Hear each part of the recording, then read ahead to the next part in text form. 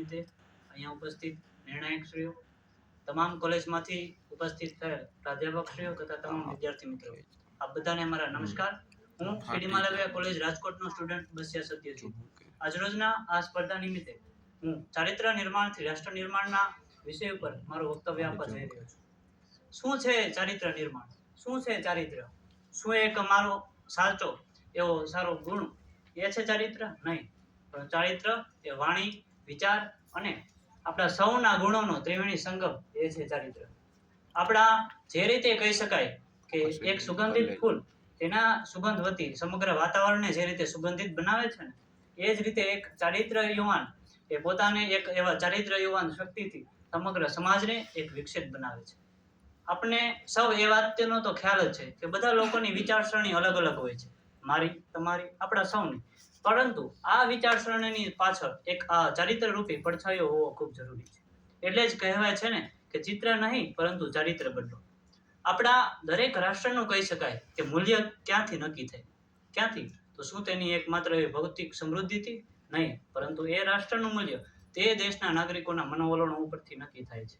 અને આપણને એ વાતનો ખૂબ ગર્વ હોવો જોઈએ કે આપણો ભારત દેશ એ એક એવો દેશ છે કે આ ભારત દેશની અંદર એવા ઉત્તમ ચારિત્ર યુવાનો અને યુવાનોની સાથે સાથે એવા મહાન પુરુષો થઈ ગયા જેમણે પોતાના ચારિત્રથી આપણા ભારત દેશને ખૂબ વિકસિત અને દેશમય પ્રસિદ્ધિ હાંસલ કરવામાં ખૂબ યોગદાન આપ્યું છે.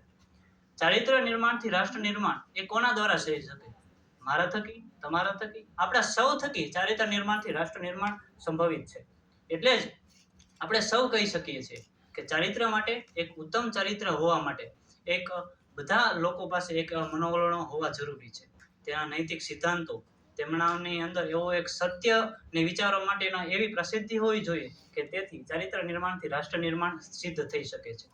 દરેક વ્યક્તિની અંદર એવું મન, વચન, કર્મ અને સત્ય હોવું જોઈએ કે એવા ગુણો જો તે આત્મસાત કરશે તો જ ચારિત્ર નિર્માણથી રાષ્ટ્ર નિર્માણ એ ખૂબ સિદ્ધ થઈ શકશે. આ ચારિત્ર નિર્માણથી રાષ્ટ્ર નિર્માણ કોણ કરી શકે? તો એ છે આજનો યુવાન. એટલે જ કહેવાય છે ને કે today's youth is tomorrow's generation, today's youth is tomorrow's nation. એ છે આજનો યુવાન. પરંતુ છેલ્લા કેટલાક દાયકાથી આજનો યુવાન એવા ઘણા બધા એવા દૂષણો છે તેનાથી તેનો તીક્ષ્ણ હથિયાર આજનો યુવાન બની ગયો છે. તે આપણા બધા માટે ખૂબ ખરાબ બાબત છે. તેમાંનું જ એક છે વ્યસન. આવા વ્યસનથી જે થોડા સમયની ખૂબ સુખ, શાંતિ અને સગવડ ધરાવતું વ્યસન એ આગળ જતા આ યુવાનીને ખૂબ અંધકારમય બનાવે છે. આ સાથે સાથે એવા ઘણા બધા દૂષણો કે જેવી ઝડપથી સફળતા મેળવી, એવી સફળતા જેના માટે તે લૂંટફાટ કહી શકાય, ઘણા બધા એવા પરિબળો ઉપર જાય છે. તેથી આવા ચારિત્ર રૂપી યુવાનને તો ખૂબ આનાથી ખૂબ ખરાબ અસર થઈ શકે છે.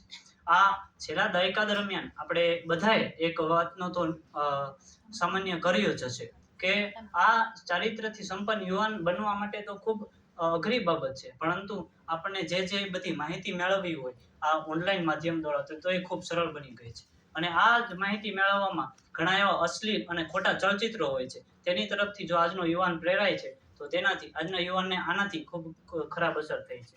અને તેનાથી તેના મનોવલણો તો ઉપર તો ખૂબ ખરાબ અસર થઈ જ છે, પણ તેના આવનાર સમયમાં તેમને જે કારકિર્દી બનાવવાની છે ને તો એ કારકિર્દી ઉપર પણ આજના એ યુવાનને ખૂબ અસર થઈ છે. એવો જ રીતે એક શ્રેષ્ઠ રાષ્ટ્રના નિર્માણની વાત કરીએ તો એ શ્રેષ્ઠ રાષ્ટ્રનું નિર્માણ કોણ કરી શકે? એ આજનો યુવાન. યુવાન એ રાષ્ટ્રનું હૃદય છે. તેથી સ્વામી વિવેકાનંદ કહે છે ને કે give me 100 energetic men and I will transform India. એ છે આજનો યુવાન. યુવાન પાસે એ શક્તિ છે કે જે આ રાષ્ટ્રને ખૂબ આગળ વધારી શકે. એવી જ યુવાને તેની શિક્ષણ તેના માત્ર ડિગ્રી પૂરતી જ નહીં પરંતુ સમાજના કલ્યાણ માટે પણ આ એનું શિક્ષણ ખૂબ યોગ્ય પુરવાર નીવડે એવી આપણી બધાની આશા છે. તેથી જ ચારિત્ર નિર્માણથી રાષ્ટ્ર નિર્માણ સંભવિત રહેશે. એ જ ખૂબ આવી જ બાબતો પર આપણે શીખ્યું કે માત્ર એક રાષ્ટ્રનું નિર્માણ આવા ચારિત્ર ઉપરથી જ નક્કી થાય છે. તેથી જ હું અંતમાં બસ એટલું જ કહીશ કે રાષ્ટ્રભક્તિ લે હૃદય મેં હો ખડા એ દેશ સારા, राष्ट्रभक्ति वे हृदय में हो खड़ा यदि देश सारा, संकटों को मात कर राष्ट्र विजय हो हमारा, राष्ट्र विजय हो हमारा। नमस्कार, अस्तु, जय हिंद।